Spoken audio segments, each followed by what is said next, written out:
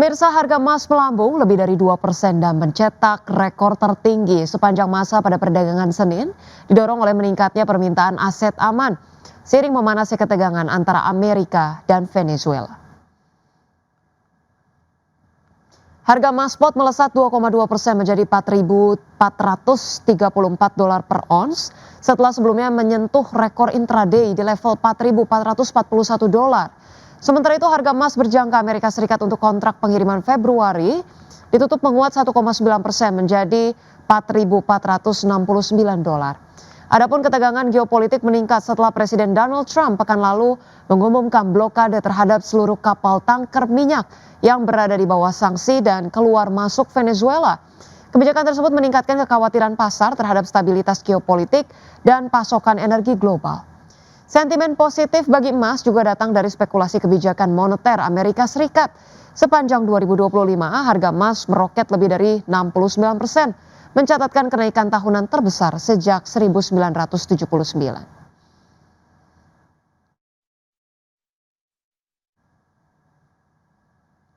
Pemirsa, Bank Sentral China PBOC kembali menahan suku bunga acuan kredit atau loan prime rate di bulan Desember 2025 dengan LPR tenor 1 tahun tetap di level 3% dan LPR tenor 5 tahun di 3,5%. Keputusan ini menandai ketujuh kalinya berturut-turut PBOC tidak mengubah suku bunga acuannya. Bank Sentral China kembali menahan suku bunga acuan kredit atau loan prime rate meski ekonomi negara dengan perekonomian terbesar kedua di dunia itu masih menunjukkan tanda-tanda pelemahan dan sektor properti belum pulih. People's Bank of China mempertahankan LPR tenor 1 tahun di level 3% dan LPR tenor 5 tahun di 3,5%. Keputusan ini menandai kali ketujuh berturut-turut PBOC tidak mengubah suku bunga acuannya. Keputusan tersebut diambil di tengah rilis data ekonomi China yang cenderung mengecewakan pada November. Penjualan retail hanya tumbuh 1,3% secara tahunan, melambat dibandingkan pertumbuhan 2,9% pada bulan sebelumnya. Produksi industri juga melesat dari ekspektasi dengan kenaikan 4,8% secara tahunan, lebih rendah dari perkiraan pasar sebesar 5%, dan menjadi laju pertumbuhan terlemah sejak Agustus 2024. Selain itu, sektor properti China masih berada dalam tekanan. Investasi aset tetap yang mencakup properti tercatat turun 2,6% sepanjang Januari hingga November, dibandingkan periode yang sama tahun lalu lebih dalam dari estimasi penurunan 2,3%. Adapun sebelumnya, Kementerian Keuangan China menyatakan akan menerbitkan obligasi pemerintah khusus berjangka ultra panjang pada tahun depan untuk mendanai proyek-proyek strategis dan pembangunan infrastruktur baru. Langkah ini diharapkan dapat membantu menopang pertumbuhan ekonomi di tengah tekanan deflasi. Berbagai sumber, IDX Channel. Baik pemirsa, selanjutnya dari Bursa Global, Indeks saham Amerika Serikat ditutup menguat pada awal pekan perdagangan yang singkat karena pekan yang diwarnai oleh libur Natal, di mana penguatan sebagian didorong oleh kelanjutan pemulihan saham-saham teknologi, di mana hampir seluruh sektor dalam indeks S&P 500 mencatatkan penguatan. Adapun saham Nvidia naik dan menjadi kontributor terbesar terhadap kenaikan indeks acuan S&P 500. Ya, pada perdagangan Senin, pemirsa, indeks Dow Jones Industrial Average naik 0,47% ke posisi 48.362. Kemudian indeks S&P 500 naik 0,64% ke level 6.878. Indeks Nasdaq Composite mengalami kenaikan 0,52% ke level 23.428. Sementara itu pemirsa, dari Eropa, bursa ekuitas Eropa relatif flat dengan kecenderungan melemah pada Senin setelah mencatatkan rekor di sesi sebelumnya.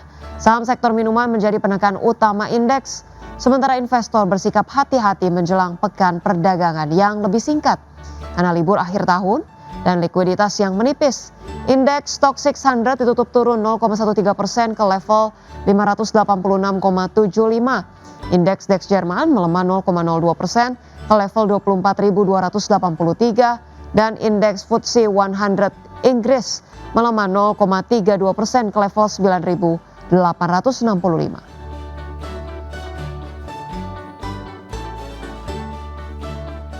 PT Adaro Andalan Indonesia Tbk melaporkan telah menjual sebanyak 52,69 juta ton batu bara sampai akhir September 2025. Iya, pasar penjualan terbesar perseroan pada periode ini yakni Indonesia, Malaysia, India, dan China dengan mayoritas pelanggan terdiri dari PLTU dan end user lainnya. PT Adaro Andalan Indonesia Tbk melaporkan telah menjual 52,69 juta ton batu bara sampai akhir September 2025. Chief Corporate Communication and Corporate Secretary Adaro Andalan Indonesia Ray Arya Putra menjelaskan, pasar batubara thermal pada 2025 menghadapi tekanan harga di tengah ketersediaan pasokan yang melimpah akibat peningkatan produksi negara pengimpor utama dan penurunan permintaan musiman. Ia menyebut hingga 9 bulan 2025 volume penjualan perseroan telah mencapai 52,69 juta ton dengan nisbah kupas 4,2 kali. Menurutnya hasil kinerja ini sejalan dengan panduan penjualan perusahaan di tahun 2025 yang sebesar 65 sampai 67 juta ton batu bara dan panduan nisbah kupas sebesar 4,3 kali. Pasar penjualan terbesar perseroan selama periode ini adalah Indonesia, diikuti oleh Malaysia, India, dan China. Mayoritas pelanggan perusahaan terdiri dari PLTU dan end user lainnya. Dari sisi kinerja keuangan, perseroan membukukan pendapatan sebesar 3,6 miliar dolar Amerika pada 9 bulan 2025. Atau turun 11% dibandingkan 9 bulan 2024 dikarenakan oleh adanya penurunan harga batu bara. Kemudian untuk laba bersih perseroan pada 9 bulan 2025 juga tercatat turun 44% secara tahunan menjadi 655 juta dolar Amerika. Berbagi sumber IDX Channel.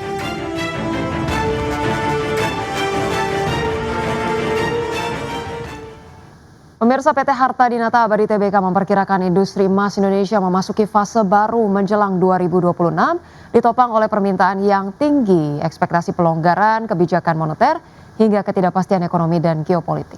Direktur Investor Relations Harta Dinata Abadi Tendra Krisnanda menilai bahwa kondisi ini mencerminkan perubahan struktural dalam peran emas di tingkat global maupun nasional. Yang menyampaikan tingginya permintaan emas global hingga akhir 2025 didukung oleh pembelian agresif Bank Sentral Global.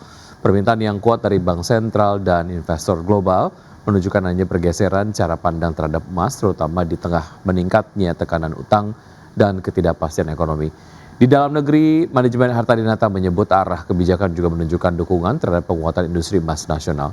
Kebijakan yang dimaksud adalah pajak ekspor emas yang akan berlaku mulai 2026 dengan tarif 7,5% hingga 15%. Berdasarkan tingkat pemrosesan dan harga emas global, kebijakan ini diproyeksikan mendorong peningkatan pasokan emas untuk pasar domestik, sekaligus memperkuat industri pemurnian dan manufaktur lokal.